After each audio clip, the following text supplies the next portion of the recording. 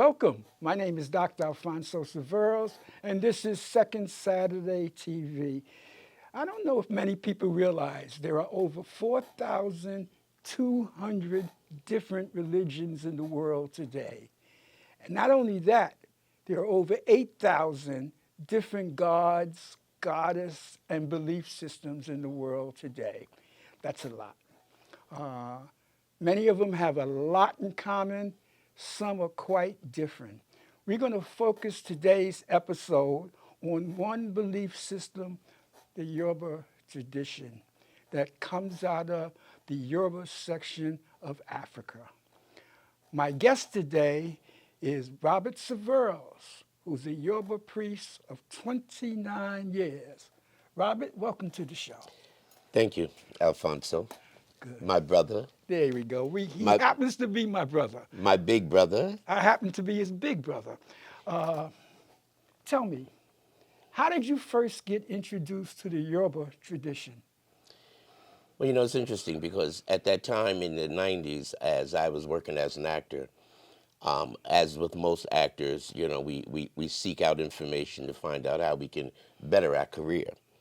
And I remember doing a show, and there was a young lady in the cast that said that she's going to see this lady for a reading. And I thought it was interesting, and she went and she came back. She started talking about it, and I was interested. I said, oh, well, maybe I can find out some things with my career. And I went for a reading, and when I went to this woman's house in the Bronx, she had tarot cards, but she also had cowrie shells. And she took one look at me, and she said, you're a child of Shango. I never heard the name before. I don't know anything about Shango. I was like, oh, okay, but what does that mean, Yeah. And she started talking about my work as an actor. She started talking about my health. And it's interesting. She started to talk about something that happened to me when I was about 12 years old. And I was flawed. There's no way in the world this woman can possibly know this. You And didn't so, know this woman, never met her never before? met in my life, never met her. Okay. So I remember going home, and when I went home, my then wife at the time, I expressed my excitement and my joy, and I was just overwhelmed. And so, I brought my wife for a reading as well, and we became godchildren. In the Yoruba tradition, you have godparents. And she became my godmother, and we stayed with her, and we were initiated by her in the 90s. A godparent is like a spiritual mentor? Absolutely, yeah, yeah. It's, the Yoruba tradition in the United States has gone through some changes, particularly that from Africa. When we think about the Yoruba tradition in Africa, we first think about the many Africans that was brought over in the transatlantic slave trade. Okay. When they were brought to the islands, they kept them as a whole. They kept that whole community, and they brought them there. So what you remembered and what the other person remembered, you were able to recreate. Unfortunately, here in the United States, when the Africans was brought over here, they ripped families apart. So the father went to Kentucky, the other one went to Georgia, the little boy went to Tennessee, so families was ripped apart. As a result of that, in places like Cuba and Portugal, they were able to retain some of the knowledge of the Yoruba tradition. However, because of the climate and different things, not everything was readily available. So they had to make adjustments to it, just like here in the United States. One of the interesting things about the tradition here now and was in Cuba is that when the slaves was brought over there, they weren't recognized as Yoruba. They weren't recognized as priests in the Yoruba tradition. They were slaves, and they were baptized as Catholics. So if you're going to worship anything as a slave, you better worship the Catholic saints. So the Africans in Cuba had to have Catholic saints in their homes. But with their ingenuity, they were able to put the essence of the Orishas underneath the saints. Now, Bobby, explain Orishas. Orishas are like angels from heaven. They once walked the earth. The Orishas, when you think of the Greek gods, people talk about the Greek gods, Zeus and things like that. Those were the original Orishas, the Orishas. The African Orishas were the original ones. That came after that. So it's just energy, and each Orisha is connected to elements in nature. The beautiful Oshun is connected to the river, sweetness. Yamaya is the mother. She's connected to the ocean. My father Shango is connected to fire. So he's heat and passion and love. Obatala is the father of the white cloth. He's connected to the mountain where it's high up and it's quiet and people So, meditate and pray. so a lot of the Orishas are originally part of the geographical location or area in which the people came from. Absolutely. But let me ask this question then. Slaves came from all over Africa, That's right. Nigeria, as far south as Angola, and their traditions and belief systems varied. Right. So this is one tradition and belief system among quite a few that's in Africa. Absolutely. Absolutely. Okay. Absolutely. It's just that when we're talking about the Africans that was brought over in the slave Atlantic trade, we're talking specifically the Africans that was brought out of areas like Nigeria, all in that Okay. area. That's where the Yoruba region is located. Okay. Right. So, but you also have Africans, that was brought out of Ghana and different places who had the practice of Vudam and still practice that today, not only in the not only in Africa, but here in the United States. So there's still those correlations. The interesting thing is that it is ours. It is something that innately belonged to us. And you there's no other way to describe a relationship with Orisha other than once you open yourself up to it. But the Orishas are synonymous with nature. Oya is the goddess of wind. We speak to her all the time. Alegba is the owner of the crossroads. We appropriate Alegba so our roads are open. And I just want to piggyback with Catholicism in this because it does play a role. Catholicism is not connected to the Yoruba tradition, but it is connected. It's connected to the Yoruba tradition because our ancestors embraced Catholicism under the guise of slavery. And because of In that, Cuba. in Cuba, and because of that, they would say Saint Lazarus, who is Babaluaye, but Saint Lazarus is an actual saint in the Catholic Church. So they found those connections, but Babaluaye is the Orisha of different infectious Right. diseases. So you're really talking about the Spanish and Portuguese settlements and their slaves, not necessarily those that was done in England and France because No, they were Protestant. that's right. So That's right. so that connection is not there. Right. Well, Okay. that's why it's also Yoruba tradition is also known as Santeria, in the honoring of the saints. And so, you have that connection. And whenever you see people wearing all white, they're being initiated through there's a particular stream called Lukumi. That means that they didn't go to Africa to get initiated. They got initiated through the doors of Cuba in that framework, wearing the white, honoring different things that was put in place in Cuba. And so today you see many folks with their beads. People are wearing them. They are celebrating Orisha openly. More and more in Cuba they celebrate it openly. In Portugal they celebrate it openly. Here in the United States beginning to celebrate it openly. Yeah. For the past 30, 40, almost 30 years, in September 7th, they're at the beach in Far Rockaway celebrating Yamayat. Yeah. It's in the big cities. I know if we look at the data on religions in general, the largest group on the planet is Christianity, Yeah, Christians, and that makes up about 31 to 32% of the population. Second largest group is Islam, that makes up about 24% of all the people who are under religions on the planet. But here's an interesting fact most people don't realize. The third largest group on the planet, when you take in the whole human population, is agnostic and atheists. That is the third largest group. The African tradition, now you're talking about all the people on the planet represents about 1.5% of the total believers on the planet. Uh, I have a question. Uh, if that same tradition and belief system came out of Sweden, not Nigeria, but the same belief and practice came out of Sweden, do you think you still would have been involved in it? Very possibly, because truth is truth. Okay. And again, from the first reading, the truth was spoken.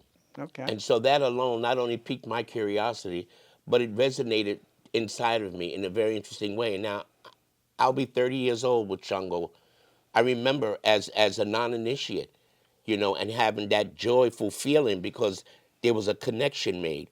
And I look for that when people come to me for readings. I look to make those connections with people that are coming into the tradition. And most of the people that are coming into the tradition looking for readings and work are coming out of the Christian church.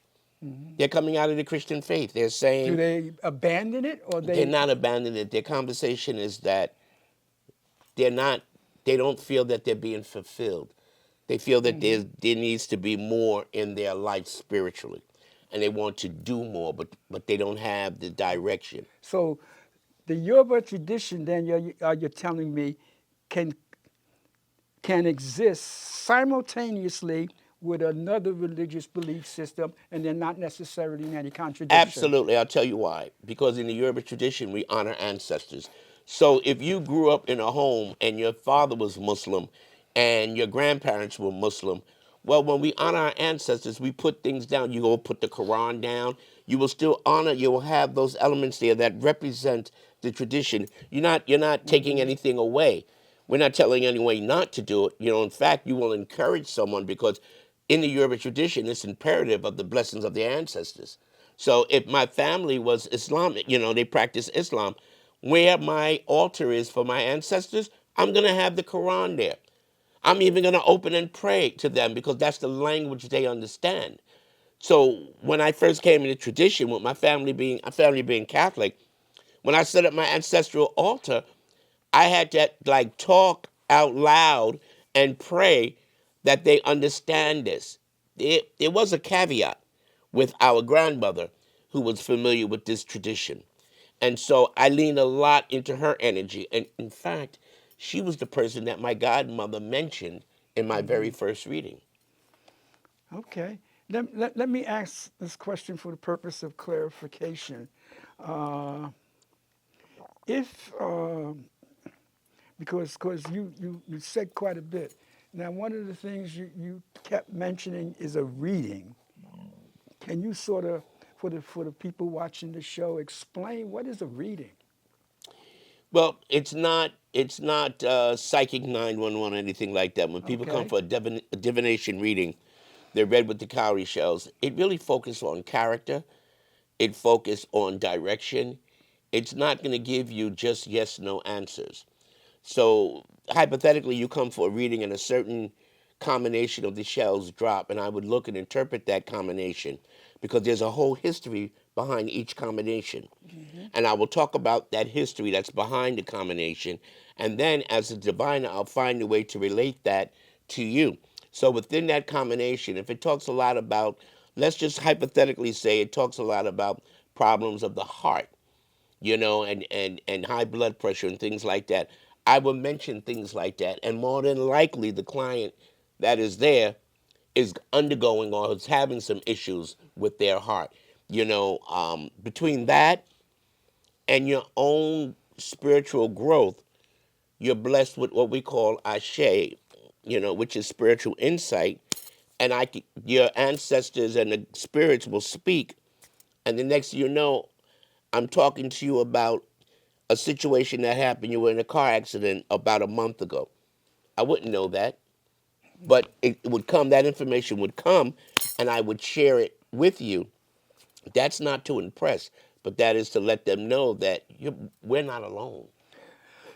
Let me ask another question because I want everyone to have a clear understanding. Now, one of the strong beliefs components of this tradition is the idea of the role of ancestors. Am I correct? Absolutely. Absolutely. Now, who's an ancestor? Anybody that dies? Um, does it have to be a close relative? Could it be a far distant relative? Does it have to be someone who lived a particular lifestyle when they were alive? What constitutes that? Well, I'm going to answer that in two ways. The first one, I'm going to answer it by telling you that we are our ancestors. We are Okay, living. We are clarify. living because we are the DNA of our ancestors. Okay, okay. So we are our ancestors. And when we talk about ancestors, we talk about all those who came before us. In our ancestors in our bloodline, our ancestors in our cultural line, as of people of African American descent. You understand? And on top of that, you also have the ancestors overall. Martin Luther King is an ancestor, Malcolm X is an ancestor. So we lean on their energy as well.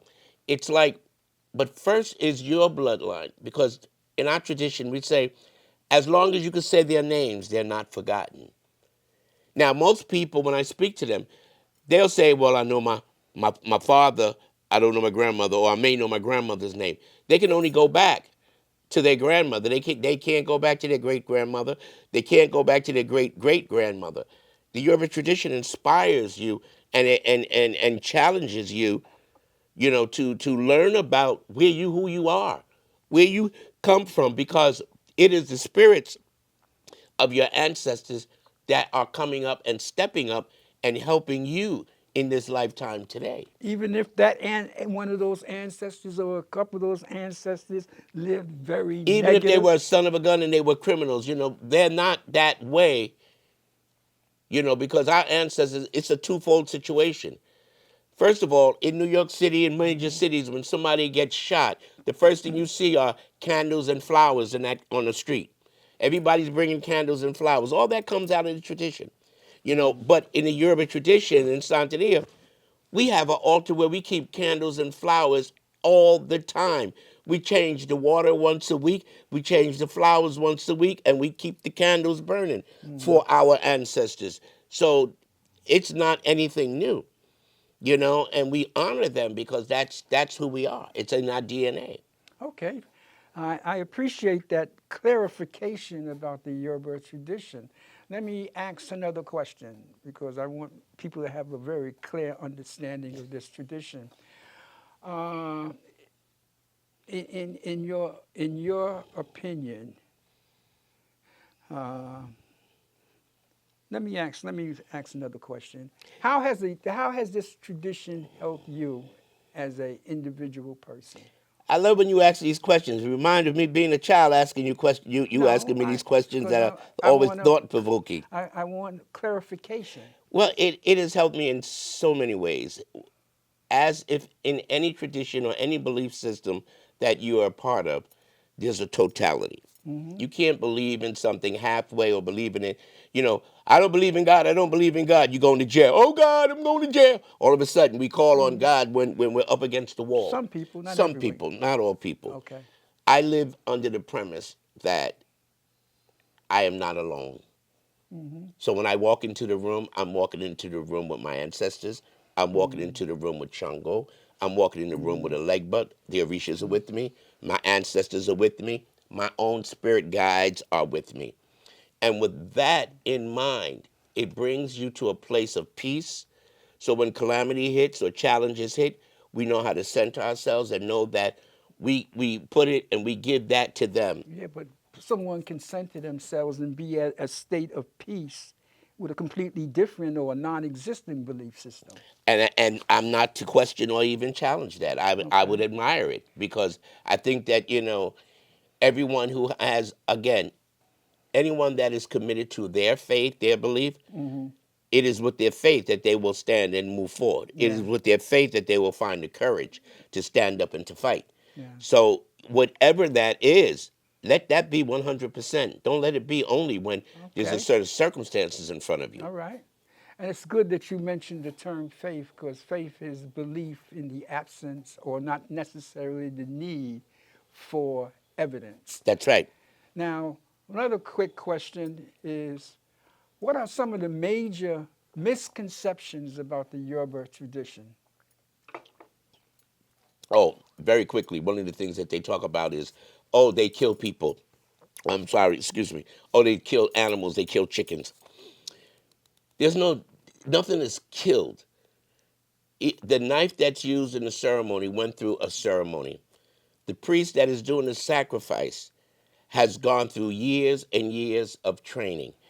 It is a sacrifice that is done, it is organized, it is managed, it is controlled.